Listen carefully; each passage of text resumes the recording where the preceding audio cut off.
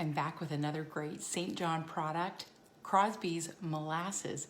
Did you know that molasses has been coming to Canada since before 1879? And in 1879, Lorenzo George Crosby, in his import-export business, taking maritime fish and lumber down to the West Indies and bringing back what at the time was called liquid gold, molasses.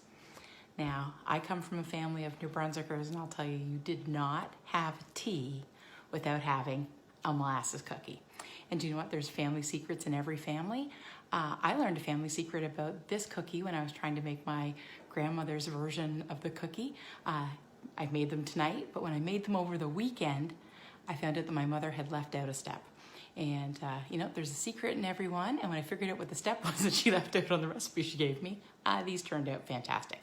But my grandfather, this is how you got him to come in from the barn to take a little break, is by promising him a cup of tea and a molasses cookie.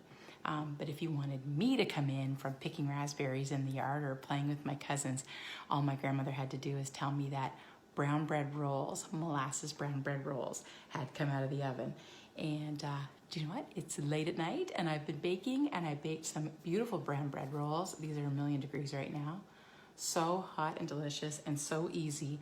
And they don't generally make it to the freezer because we eat these like candy at my house. But just beautiful rolls, and sweet with some a bit of whole wheat flour, mainly white flour, and then the sweetener as molasses. Also at my grandparents' table was a great Saturday night dinner of having baked beans. And of course, baked beans are made with some pork rind for the fat and some beautiful molasses for the sweetener. But on the side, you had a beautiful tea biscuit. And so you would have your tea biscuit with melty butter and then the beans.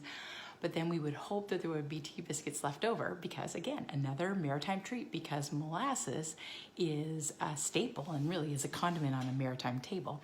We would be hoping that there would be tea biscuits left over so that we could have a tea biscuit also for our dessert. And so you would take a tea biscuit and put some beautiful molasses over top. And I'd like to have the butter on first so the butter was melted and then have the molasses on, but my brother would want to have the butter on after so that the butter stayed hard. Molasses comes in different grades. This is the fancy molasses. And like I said, there is not a maritime house without a carton of fancy molasses in it. There's also blackstrap, and that's that really sharp, sulfury tasting. It has naturally occurring sulfites in it, but sulfury tasting, strong molasses. The thing that I found out in doing a little research for this piece is that it's gluten-free and allergy sensitive. A great product. Like I said, over 140 years, the 5th generation of Crosby family are managing this company, and I'm proud to say they're part of St. John. Love to see you here. Have a good one.